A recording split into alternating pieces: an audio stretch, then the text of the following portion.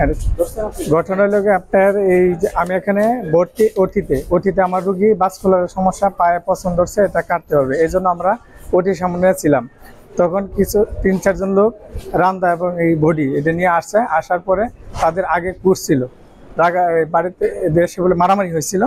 তখন ওরা এখানে আসছে, আসার পরে ওয়ার্ডের ভিতরে ঢুকে কুবাইয়া মায়েরিয়া নিশ্চিত হয়ে তারপরে তারা এর থেকে বাইরে হয়ে গেছে।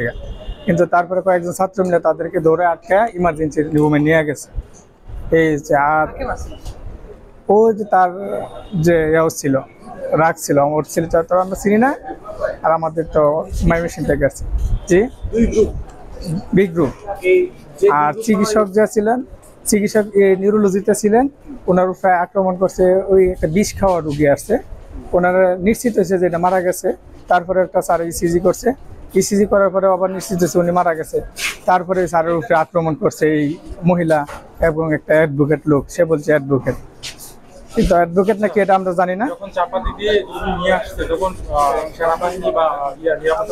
এরা বাহিরে ছিল, এই জরুরি বিভাগের সামনে ছিল, সামনের দিকে আসছে, আনসার নাই। তারপরে আমরা কয়েকজন বাধা দিছিলাম, বাধা দিলে আমরা কি, আমরা বাধা কে মানে, কিন্তু ওদের জন্য আমাদের রুগী এমন ভোগান্তি হবে আমরা এটা আশা করি না।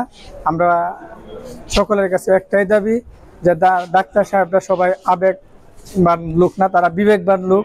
তারা যেন বিবেকের প্রতি লক্ষ্য করে এবং সারা জাতির প্রতি লক্ষ্য করে এবং সকলের সেবা যেন সুষ্ঠুভাবে দিতে পারে, এটার জন্য ওনাদের কাছে বিশেষ আবেদন। ওনারা যেন মানবিক খাতিরে হলেও এবং আবেগবশত না হয়ে বিবেকের প্রতি লক্ষ্য রেখে যেন সকল এই রুগীকে সেবা দিতে পারে, এজন্য ওনাদের কাছে আমাদের আকুল আবেদন। আমার রুগী এখন ওটিতে আছে, পা পছন্দ ধরতেছে, এখন কাটা হবে, কাটার জন্য আমরা পা কাটার জন্য আসছি। আমি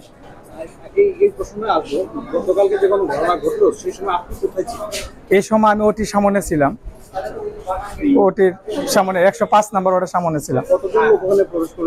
এখানে প্রায় 50 জনের মতন এই ছাত্রীরা নিয়ে আসছে পরবর্তীতে।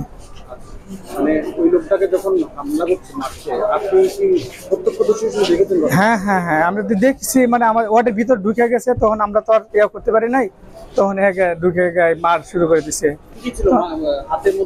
রান্দা, এটা রান্দা বলে, সাফারি বলে, এইগুলা নিয়েছিল। পরে তো আমাদের ওটিতে স্যারে কাছে তোমরা তাড়াতাড়ি ওটির ভিতরে ঢুকো, পরে আমরা ওটির ভিতরে